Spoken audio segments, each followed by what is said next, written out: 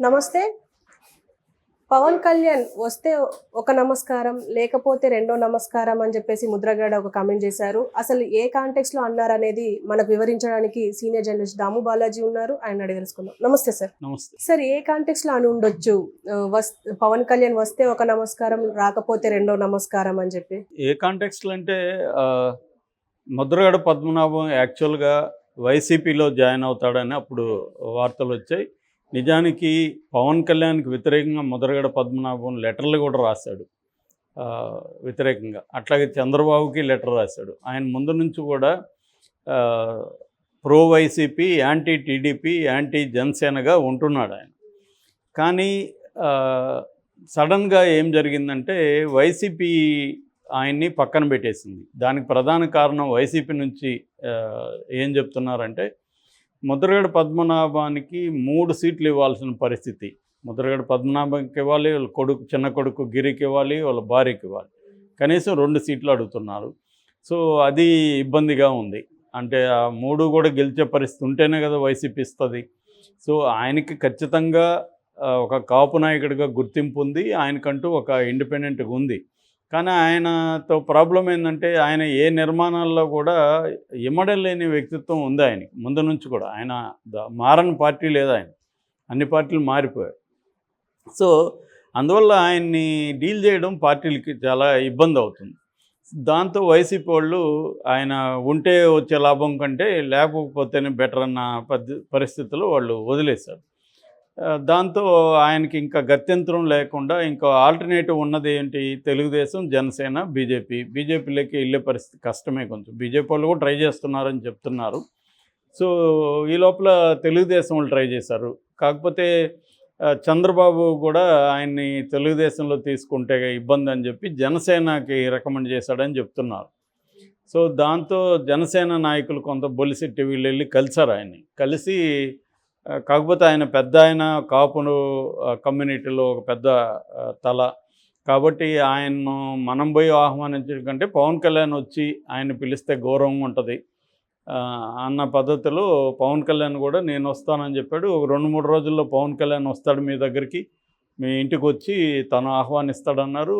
అంతా అయిపోయింది, ఈయన జనసేనలోకి వెళ్ళిపోతున్నాడు అని అన్నారు. కానీ ఆ తర్వాత 1 మంత్ దాటింది ఇప్పుడు ఇది జరిగి కూడా.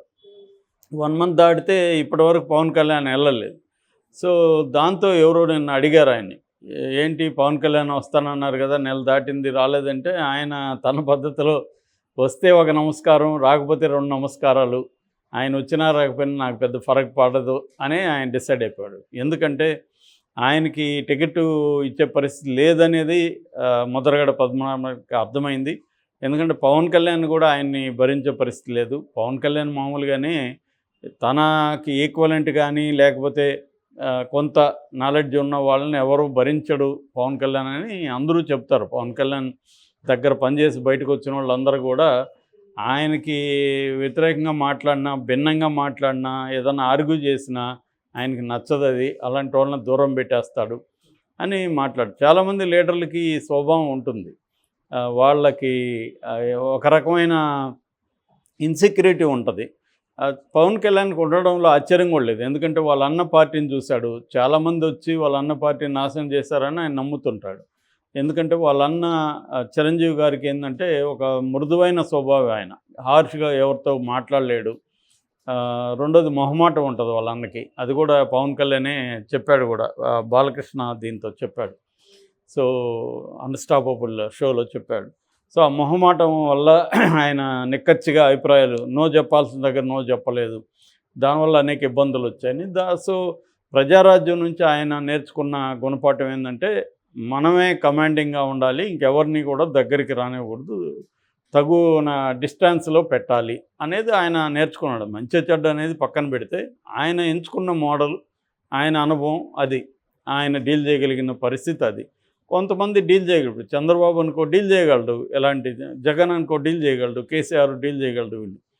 వీళ్ళు కూడా ఒక రకమైన నియంత్రణలాగే ఉంటారు. కానీ ఎక్కడ ఎంత టీం వర్క్కి ఎంత స్కోప్ ఇవ్వాలి, ఎంత ఇవ్వకూడదు వీళ్ళకి తెలుసు. అంటే అభిప్రాయాలు మాట్లాడడానికి చాలాసార్లు స్కోప్ ఇవ్వచ్చు. ఇప్పుడు చంద్రబాబు మీద కూడా విమర్శలు ఉన్నాయి. మురళీమోహనే ఆ మధ్య ఇంటర్వ్యూలో చెప్పాడు, నేను ఏదన్నా ఒక అభిప్రాయం చెప్పుదామని వెళ్తే ఆయన ముందే ఆయన అభిప్రాయాలు చెప్పేస్తాడు టక ఇంక మనం దానికి భిన్నంగా ఆయన అంత ఉత్సాహంగా చెప్తా ఉంటే మనం అది తప్పు అని మనం చెప్పాలంటే మనకి భయం వేసి మనం చెప్పకుండా వచ్చేస్తాము. ముందు అసలు మనల్ని మాట్లాడనివ్వాలి కదా అనేది ఆయన కూడా విమర్శించాడు. ఇక్కడ మోడీ ఒక్కరికే వినే శక్తి, వినే పవర్ ఉందనేది అందరూ చెప్తారు. మోడీ చాలా ఎదుటివాడు మాట్లాడుతుంటే వింటాడు, listening power. Even Amit Shah కూడా నా మొత్తం లైఫ్లో మోడీ లాంటి లిజనర్ని నేను చూడలేదని చెప్పారు. అయితే మోడీలో ఇంకొక ఇదేంటంటే పవర్ ఏంటంటే ఆయన చెక్కమొహం వేసుకొని వినగలడు. అంటే ఎటువంటి ఎమోషన్స్ లేకుండా ఎదుటివాడు వింటాడు. దానివల్ల చెప్పేవాడికి ఏం ఫీలింగ్ వస్తుందంటే మనం చెప్పేది తనకి నచ్చుతుందా నచ్చలేదా అనేది తెలియదు, కన్ఫ్యూజన్ ఉంటుంది. ఈ కన్ఫ్యూజన్ ఉంచుతాడు మోడీ. అంటే తన అభిప్రాయాన్ని వినాలనుకుంటాడు, అట్ ద సేమ్ టైం తన రియాక్షన్ని అతనికి తెలియకూడదు అని కూడా అనుకుంటాడు మోడీ. అది చాలా అంటే ఒక నాయకుడికి ఉండే లక్షణాల్లో లిజనింగ్ అనేది వెరీ ఇంపార్టెంట్. అంటే పార్టీలో క్యాడర్ కావచ్చు, పార్టీలో ఇతర నాయకులు వాళ్ళ అభిప్రాయాలు ఏంటి అనేది తెలుసుకోవాల్సిన అవసరం ఉంటుంది. విన్నాక డిసిషన్ ఇదే కావచ్చు, కానీ ముందు అసలు వినాల్సిన అవసరం ఉంటుంది. కొంతమంది ఏమంటే ఇన్సెక్యూరిటీ ఉంటుంది, ఎక్కడ వీళ్ళ నన్ను ఇన్ఫ్లుయెన్స్ చేస్తారో అని చెప్పి ముందుగానే దూరం పెట్టేస్తారు. పవన్ కళ్యాణ్ అయితే అసలు వినడానికి కూడా ఇష్టపడ్డా అనేది చెబుతారు. నేను 2 సార్లు కలిశాను. నేను కలిసినప్పుడు ఆయన విన్నారు. అంటే నేను కంటే మా ఫ్రెండ్ చంద్రశేఖర్ ఆయన చనిపోయారు, ఆయన మాట్లాడారు. 2 గంటలు ఫస్ట్ మీటింగు, తర్వాత 4 అవర్స్ 2 అవర్స్ 6 అవర్స్ వేసుకుంటే 6 అవర్స్లో పవన్ కళ్యాణ్ కనీసం ఒక 4 గంటలు విన్నాడు. మేమంటే నా ఫ్రెండే ఎక్కువ మాట్లాడాడు.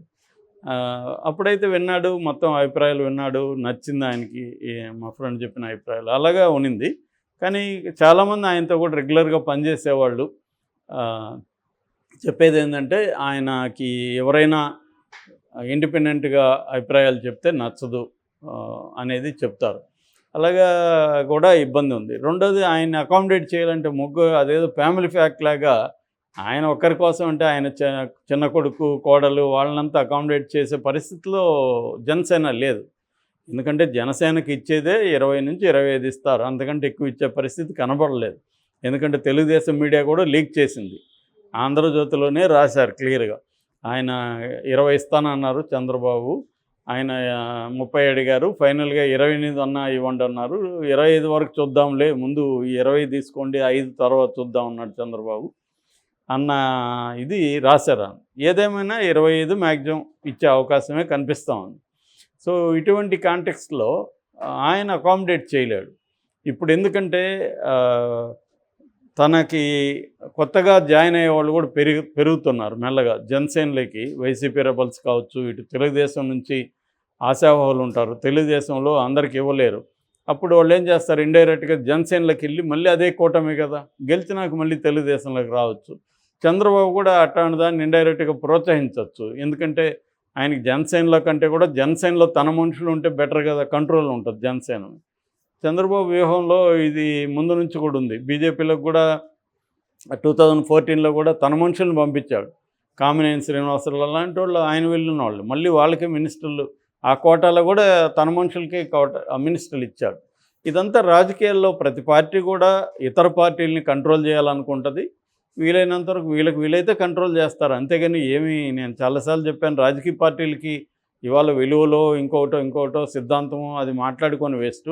గెలుపు ముఖ్యం, గెలవాలంటే తమ కంట్రోల్లో ఉండాలి. గెలిచిన తర్వాత కూడా ప్రభుత్వం ఒక స్టెబిలిటీ ఉండాలంటే తమ కంట్రోల్లో ఎమ్మెల్యేలు ఎక్కువ మంది ఉండాలి, లేదంటే ఎప్పటికైనా అది ఒక భయానకమైన పరిస్థితి ఉంటుంది. సో ఈ కాంటెక్స్ట్లో పవన్ కళ్యాణ్ బలం అంతా కూడా కాపుల బలమే. అతనికి ఎన్ని కథలు చెప్పినా అతని బలం అంతా ఎందుకు అతను తూర్పు పశ్చిమ గోదావరి ఉమ్మడి గోదావరి జిల్లాల్లో కాన్సన్ట్రేట్ చేస్తున్నాడంటే కాపు సామాజిక వర్గం అక్కడ పోలరైజ్ అయ్యి ఉంది, అక్కడ కాన్సన్ట్రేట్ అయ్యి ఉంది. కాబట్టి తన బలం అదే. ఆయన నా కులం లేదు మతం లేదని పైకి ఎన్ని చెప్పినా పవన్ కళ్యాణ్ బలం కాపు బలమే. అది లేకపోతే పవన్ కళ్యాణ్కి బలం లేదు. అందుకనే రాయలసీమలో కానీ మిగతా చోట్ల కానీ పవన్ కళ్యాణ్ ఇంట్రెస్ట్ చూపించట్లేదు. ఎందుకంటే అక్కడ తను గెలిచే పరిస్థితి లేదు, ఒక్క తిరుపతి మాత్రమే ఆలోచిస్తున్నాడు. ఎందుకంటే గతంలో చిరంజీవి గెలిచాడు కాబట్టి.